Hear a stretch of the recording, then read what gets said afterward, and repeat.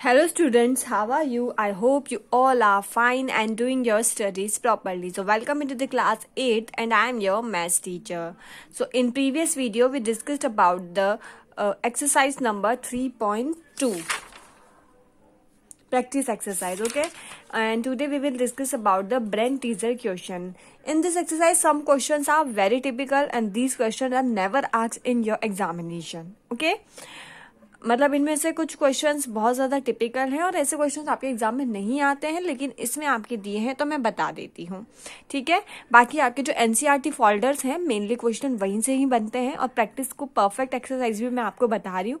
बाकी HOTS वगैरह जो है आपके हाई ऑर्डर थिंकिंग स्किल्स वाले क्वेश्चन बिल्कुल भी नहीं आएंगे आपके एग्जाम में, लेकिन आपका मन है तो आप उन्हें ट्राई कर सकते हैं, लेकिन मैं उन्हें नहीं बता पाऊंगी क्योंकि हमारा सिलेबस बहुत ज़्यादा है और आपके क्वेश्चंस भी बहुत सारे दिए हुए हैं। तो मैं आपको एनसीईआरटी फोल्डर सॉल्व करवा दूंगी, ब्रेन टीजर सॉल्व करवा दूंगी और प्रैक्टिस टू भी परफेक्ट सॉल्व करवा दूंगी। बाकी आप खुद से कर लेना, MCQs वगैरह हैं जो, ठीक है। और फिर भी नहीं आता है अगर उनमें से कुछ तो मुझसे पूछ लेना, ठीक है।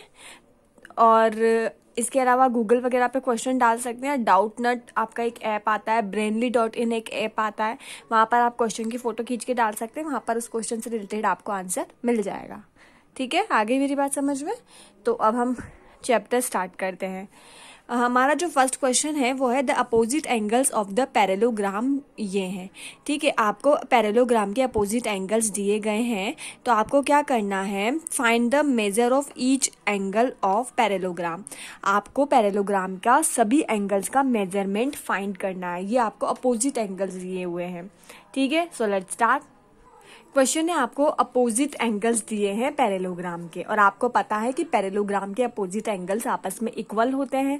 Opposite angles of parallelogram are equal means मैंने दोनों को इक्वल कर दिया। 3x - 2 = 50 - x, ठीक है। अब x वाली वैल्यूज को मैं इधर लेके आ गई तो इधर आ गया 3x + x और इधर को इस साइड लेके गई तो 50 में 2 ऐड होते ही 52। 4x = 52 तो x = 52/4 यानी कि 13 डिग्री आपके यहाँ पर आंसर आ गया, ठीक है। उसके बाद आपका फर्स्ट एंगल कितना है, फर्स्ट एंगल है आपका 3x - 2। 3x - 2 दो एंगल तो क्वेश्चन में दिए हुए हैं, एक तो फर्स्ट एंगल दिया है। फर्स्ट एंगल क्या है, 3x - 2, x की वैल्यू आ गई तो 3 × 13 - 2 क्योंकि x की वैल्यू 13 है। उसके बाद फर्स्ट एंगल के अलावा एक दूसरा एंगल भी तो होगा जो उसका सप्लीमेंट्री एंगल होगा। आपको देखो ये पैरेलोग्राम होता है, क्वेश्चन में आपको ये एंगल दिया है और ये एंगल दिया है।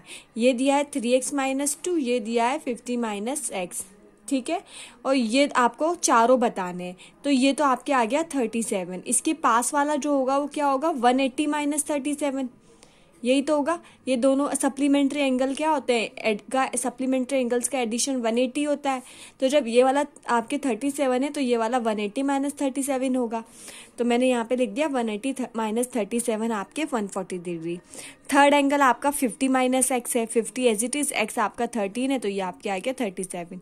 और दूसरा सप्लीमेंट्री एंगल, इसका सप्लीमेंट्री एंगल ये वाला होगा यानी 180 - 37 जो आपके 143 डिग्री आ गया, ठीक है। आ गई बात समझ में, इजी था। अब हम नेक्स्ट क्वेश्चन देखते हैं, हमारा क्वेश्चन नंबर 2।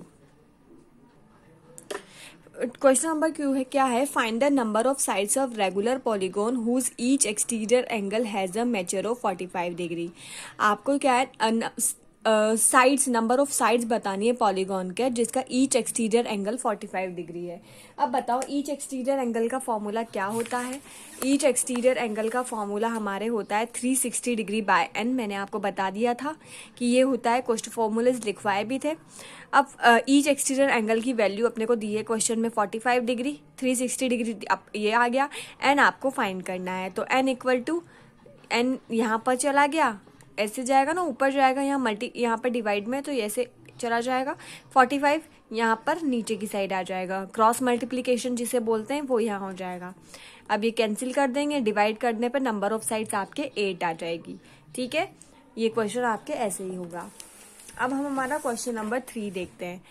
क्वेश्चन नंबर 3 क्या है, the difference between exterior angle of A n-1 sided regular polygon and A n+1 sided regular polygon is 15 degree. आपको क्या है, एक्सटीरियर एंगल्स की जो n-1 वाली साइड वाला जो पॉलीगॉन है और जो n+1 साइड वाला पॉलीगॉन है उसके बीच में डिफरेंस दिया है 15 डिग्री। तो आपको वैल्यू फाइंड करनी है। ठीक है, तो आपके पास दो पॉलीगॉन है, ठीक है, उनके बीच में डिफरेंस दिया हुआ है कितना। आपका फर्स्ट पॉलीगॉन है, ठीक है, ये आपका फर्स्ट पॉलीगॉन है, ये आपका सेकंड पॉलीगॉन है। ये फर्स्ट पॉलीगॉन है, सेकंड पॉलीगॉन है, इन दोनों के बीच में डिफरेंस दिया है कितना 15 डिग्री। ठीक है, इन दोनों के एंगल्स के बीच में, तो फर्स्ट एंगल का फॉर्मूला होता है 360 डिग्री बाय n। ठीक है, फर्स्ट पॉलीगॉन का फर्स्ट पॉलीगॉन में नंबर ऑफ साइड्स कितनी है n-1। n का मतलब नंबर ऑफ साइड्स होता है। फर्स्ट पॉलीगॉन में नंबर ऑफ साइड्स n-1 है और सेकंड पॉलीगॉन में नंबर ऑफ साइड n+1 है और इन दोनों का डिफरेंस है 15 डिग्री। यहाँ पर 360 डिग्री कॉमन ले लिया, एलसीएम दिया तो n-1 और n+1 आया और यहाँ पर एलसीएम लेते ही ये n+1 ऊपर चला गया, n-1 ऊपर चला गया। एलसीएम लेने पे ऐसे ही तो होता है, n-1 से तो n-1 कैंसिल हो जाएगा और ये 1 से ऊपर मल्टीप्लाई होगा तो n+1 आ जाएगा। n+1 से n+1 कैंसिल हो जाएगा, बचा n-1, यहाँ 1 से मल्टीप्लाई होगा तो यहाँ आ जाएगा। और 15 डिग्री 360 डिग्री इधर नीचे की साइड आ गया, यहाँ ऊपर है तो यहाँ नीचे आएगा, तो 15/360 डिग्री। अब यहाँ पर ये n से तो n कैंसिल हो गया, बचा 2 ये n+1 और n-1 वाला फॉर्मूला है। आपने एक फॉर्मूला पढ़ा होगा a² - b²। इस फॉर्मूले में क्या होता है a + b और a - b होता है। ठीक है, वैसे ही ये a + b और a - b है तो इसको n² - 1 लिख देंगे। जैसे a + b a - b a² - b² होता है, ये n² - 1 हो जाएगा। ठीक है, फॉर्मूला पढ़ा होगा आपने ये। अब ये आ गया ये। अब जो ये हैं इनको अपन अपोजिट कर देंगे। अपोजिट कैसे करेंगे? अच्छा, आप ऐसा कर सकते हैं, ये जो n² - 1 है इसको यहाँ ऊपर लेके चले गए तो ये n² - 1 आपके ऊपर आ गया। मैंने अपोजिट कर दिया। कैसे किया मैंने अपोजिट? ये 2/n² - एक स्टेप में यहाँ पे लिख के बताती हूँ। ये 2/n² - 1 है ना, इसको तो n² - 1/2 कर दिया और ये 15/360 है ना, इसे 360/15 कर दिया। ऐसे मैंने अपोजिट कर दिया। अपोजिट कर दिया, अब मैं इसे अपोजिट कर दिया। ठीक है, अब इसे मैं मल्टीप्लाई करूंगी, इसको इधर मल्टीप्लाई करूंगी, ठीक है, या फिर इसको, ठीक है। उसके बाद मैं क्या करूंगी, इस 2 को इधर ले जाऊंगी। 2 को मैं इधर ले गई तो देखो n² - 1 तो यहीं रह गया एज इट इज, और 2 को मैं इधर ले गई, उधर लेते ही 2 × 360/15 आ गया। ये n² - 1 एज इट इज, ये 15 से कैंसिल हुआ 24 टाइम्स, तो n² - 1 = 48। n² यही रह गया, 1 इधर जाते ही प्लस में आ गया तो ये 49 हो गया। और जब n का स्क्वायर हटाएंगे, जब स्क्वायर हटाते हैं तो रूट लग जाता है। रूट लगता है स्क्वायर हटाने पर दूसरी साइड पे, एक साइड से स्क्वायर हटता है तो दूसरी साइड पे रूट लग जाता है। तो 49 पे रूट लग गया और 49 का रूट वैल्यू क्या होती है? 7 होती है। आप सबने रूट वैल्यूज पढ़ी होंगी, तो 49 की रूट वैल्यू 7 होती है। तो ये हमारे आंसर आ गया है यहाँ पर। ठीक है, अब हम क्वेश्चन नंबर नेक्स्ट 4 देखते हैं। तो देखो क्वेश्चन नंबर 4 क्या बोल रहा है, the given figure represent a pentagon ABCDE। एक पेंटागन दिया है in which side AB and ED are parallel, जिसमें कौन सी, ये AB और ED साइड क्या है, पैरेलल है। और अदर एंगल क्या है, एंगल B, एंगल C और एंगल D के बीच का रेशो है 7:3:8। तो आपको कौन कौन सा एंगल फाइंड करना है, BCD एंगल फाइंड करना है। और आपको हिंट दिया हुआ है कि जो एंगल A और एंगल E का सम कितना है, 180 डिग्री है। एंगल A और एंगल E का सम कितना है, 180 डिग्री है। ये आपको सम दिया हुआ है यहाँ पर। ठीक है, अब हम क्वेश्चन नंबर 4 को सॉल्व करते हैं। ठीक है, अच्छा सबसे पहले मैं बताओ कि पेंटागन में टोटल कितने एंगल होंगे, 5 एंगल होंगे। एक पेंटागन में टोटल एंगल कितने होंगे, 5, 1 2 3 4 5 एंगल होंगे। ठीक है, तो अब सबसे पहले अपन क्या करें, जैसे क्वाड्रिलेटरल के सारे इंटीरियर एंगल का सम कितना होता है, 360 डिग्री होता है ना, वैसे पेंटागन के सारे इंटीरियर एंगल का सम कितना होगा, तो sum of interior angle of pentagon. And interior angle निकालने का फॉर्मूला क्या होता है, सम निकालने का, ईच नहीं, सम का, सम निकालने का होता है 2n - 4 × 90। तो 2 एज इट इज आ गया, n की जगह नंबर ऑफ साइड्स, तो पेंटागन में कितनी साइड्स होती हैं 5 -4 इंटू 90 डिग्री, 5 2 ज़ा 10 -4 इंटू 90, इसको सॉल्व करने पर आ गया 540 डिग्री। सॉल्व करके देखना आ जाएगा। ठीक है, तो अब अपने पास सारे एंगल्स का सम आ गया, angle a, angle b, angle c plus angle d plus angle e equal to 50 degree, 540 degree. क्योंकि अपन ने सम ऑफ इंटीरियर एंगल्स निकाल लिया तो इसका सम आ गया 540 डिग्री। अब मैंने क्या किया, एंगल ए और एंगल ई को पास पास लिख दिया, एंगल ए प्लस एंगल ई, और बाकी एंगल बी, एंगल सी और एंगल डी रहने दिया। क्वेश्चन में आपको दिया हुआ है कि एंगल बी 7:8, 7:3:8 है इनका रेशो। किसका, बी सी डी का रेशो क्वेश्चन में दिया हुआ है 7:3:8। तो मैंने इसको कंसीडर कर लिया 7x, इसको 3x और इसको मैंने कंसीडर कर लिया 8x। ठीक है, और एंगल और इक्वल टू 540 डिग्री। अब क्वेश्चन में एक हिंट दिया हुआ है कि एंगल ए और एंगल ई का सम कितना है 180 डिग्री, तो मैंने एंगल ए और एंगल ई का सम लिख दिया 180 डिग्री। ये 7s 3x 8x equal to 540, 7 3 10 10 और 8 18, 18x यहीं रह गया, 180 को उधर लेके गए तो माइनस में हो गया, 540 माइनस 180 डिग्री। तो 18x इज इक्वल्स टू 360 और x इक्वल टू 360/18 यानी कि 20 डिग्री आपके आ गया। अब एंगल बी कितना होगा, 7x है एंगल बी कितना है 7x, तो 7 एज इट इज, x की वैल्यू है 20 तो 140 डिग्री। एंगल सी 3x, 3 ऐसा, x की वैल्यू है आपके 20 डिग्री 60 डिग्री, और 8x 8 इंटू एक्स यानी कि 20 160 डिग्री। तो ये आपके सारे एंगल्स इसके आ गए। आ गई बात समझ में। अब हम हमारा क्वेश्चन नंबर 5 देखते हैं। देखो, आपको फाइंड करनी है वैल्यू x और y, और a और b की वैल्यू दी हुई है क्वाड्रिलेटरल में। ठीक है, x और y की वैल्यू आपको फाइंड करनी है। देखो, ये देखो, ठीक है। अब आपने ये आपको एक काइट दी हुई है, इसको ध्यान से देखो, ये क्या है, काइट शेप डायग्राम में। और काइट की डेफिनेशन में अपन ने पढ़ा था, काइट की प्रॉपर्टीज में पढ़ा था कि काइट जो होती है ना बेटा, उसमें कोई सा भी एक 1 पेयर ऑफ अपोजिट एंगल जो होते हैं वो इक्वल होते हैं, या तो डी और बी इक्वल होंगे या ए और सी इक्वल होंगे। काइट में केवल एक पेयर इक्वल होता है अपोजिट एंगल्स का, जबकि पैरेललोग्राम में 2 पेयर अपोजिट एंगल के इक्वल होते हैं। जबकि काइट में क्या होता है, only 1 pair of opposite angle equal होता है। उसकी प्रॉपर्टीज ध्यान से पढ़ना, वहाँ लिखा हुआ है। तो यहाँ पर मैंने कंसीडर कर लिया कि एंगल ए और एंगल सी इक्वल है, तो मैंने एंगल ए और एंगल सी को इक्वल कर दिया। तो एंगल ए 110 डिग्री है, तो एंगल सी यानी कि एंगल y कितना हो जाएगा 110 डिग्री। सी y है तो y की वैल्यू तो आ गई अपने पास 110 डिग्री आ गई।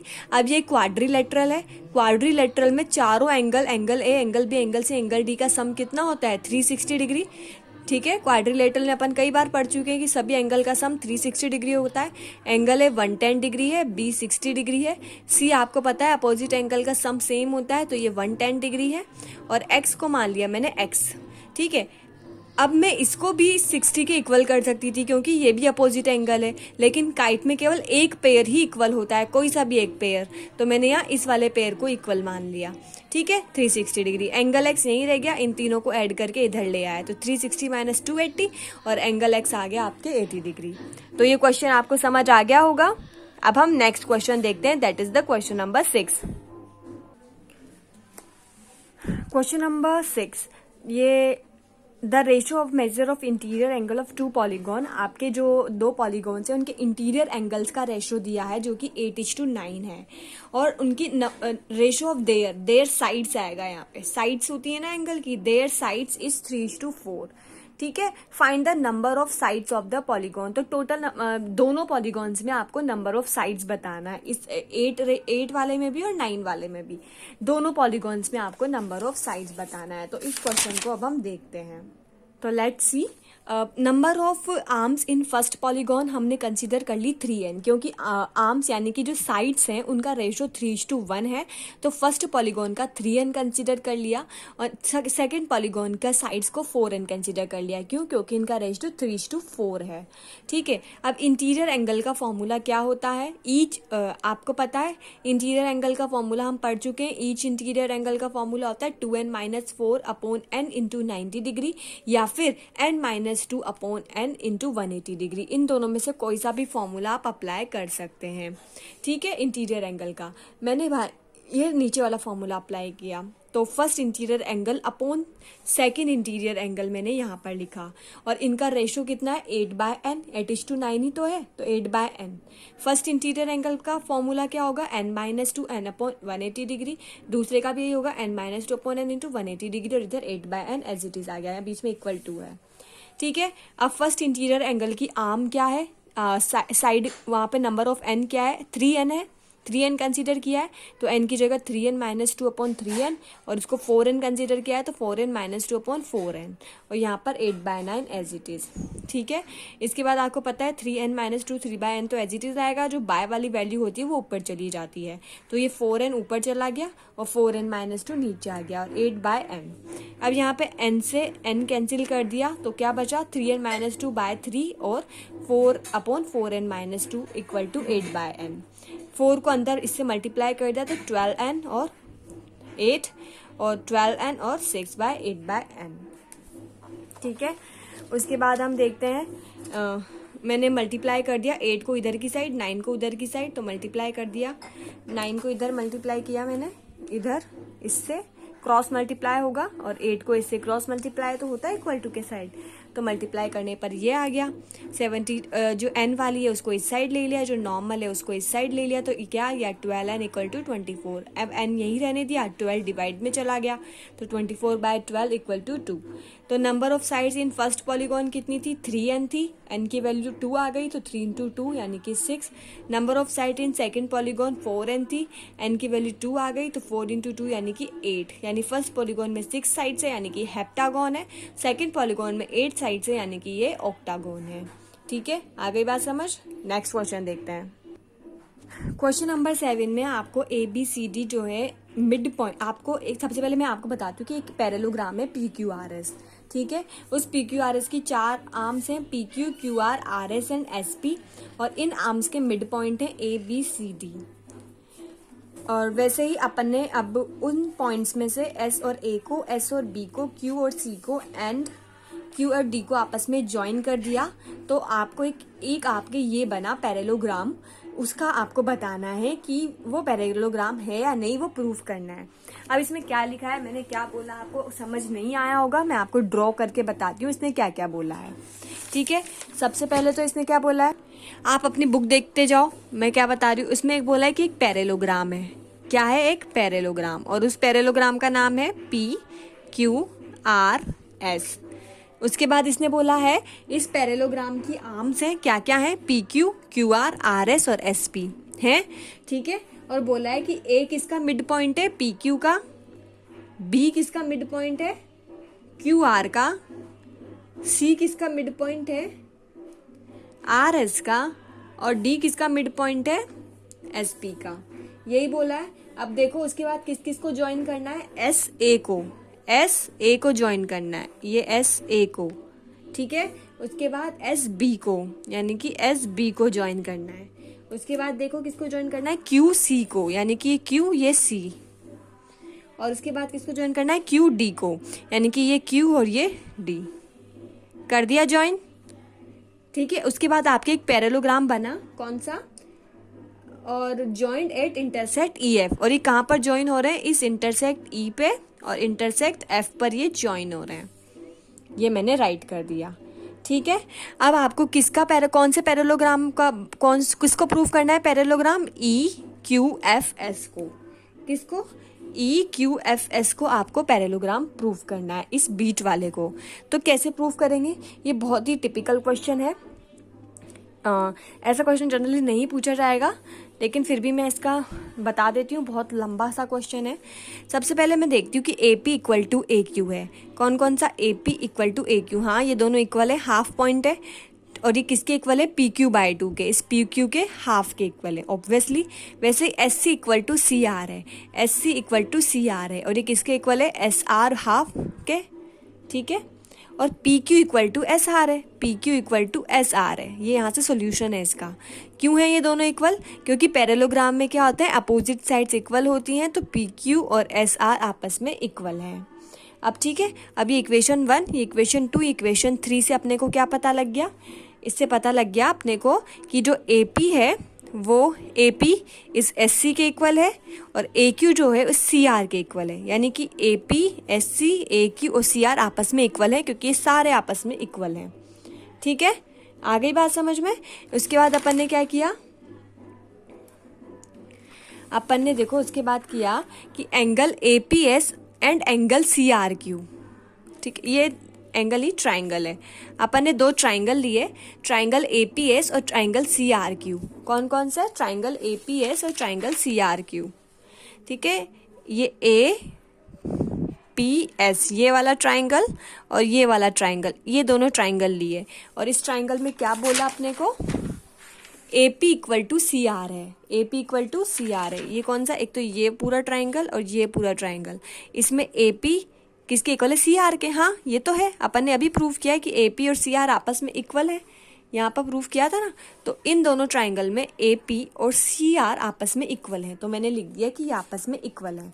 ठीक है, अब जब ये दोनों आर्म्स इक्वल हैं तो जो इनके एंगल हैं, एंगल पी और एंगल आर, वो भी आपस में इक्वल होंगे। क्यों होंगे ये दोनों इक्वल? क्योंकि अपोजिट एंगल्स हैं। कौन कौन से एंगल?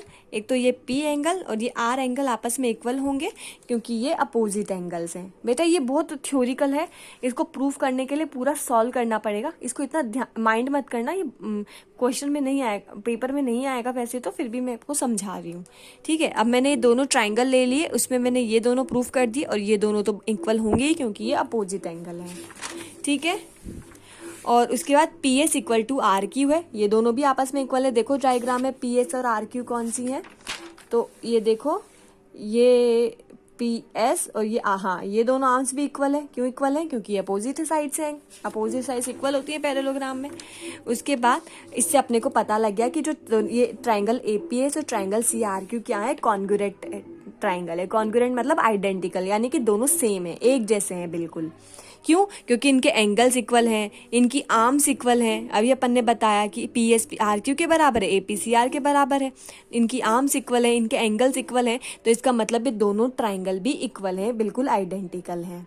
ठीक है, अब जब दोनों ये ट्राइंगल आइडेंटिकल हैं, ये दोनों ट्राइंगल आइडेंटिकल हैं इस क्योंकि इनकी ये वाली आर्म और ये वाली आर्म इक्वल है, तो इसका मतलब ए एस इनकी ये वाली आर्म और सी क्यू ये वाली आर्म भी इक्वल होगी, ए एस और सी क्यू भी इक्वल होगी।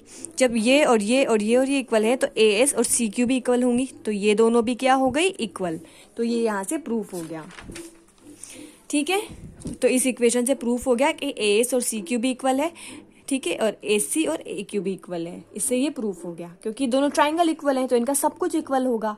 इसका मतलब a S C q is a parallelogram. कौन सा? ए एस सी क्यू एक पैरेललोग्राम है, ये वाला एक पैरेललोग्राम है क्योंकि ये और ये इक्वल है और ये इक्वल है। क्यों? क्योंकि ये पूरा ट्राइंगल ही आइडेंटिकल है, तो ये एक पैरेललोग्राम होगा। अब मेरे को ये वाला प्रूफ करना है, तो इस वाले को प्रूफ करने के लिए मैं क्या करूँगी, मैंने लिया कि सिमिलरली अब जब A S C Q parallelogram है तो सिमिलरली जो डी एस बी क्यू है वो भी एक पैरेललोग्राम है, वैसे ही similarly A S C Q भी एक पैरेललोग्राम है। जब A S C Q parallelogram है तो इसमें ए एस और सी क्यू जो है आपस में अपोजिट आर्म्स हैं, तो ये दोनों इक्वल होंगी और ई एस और एफ क्यू भी इक्वल होंगी। ठीक है, वैसे डी एस बी क्यू में क्या होगा, देखो डी एस बी क्यू वाला देखो,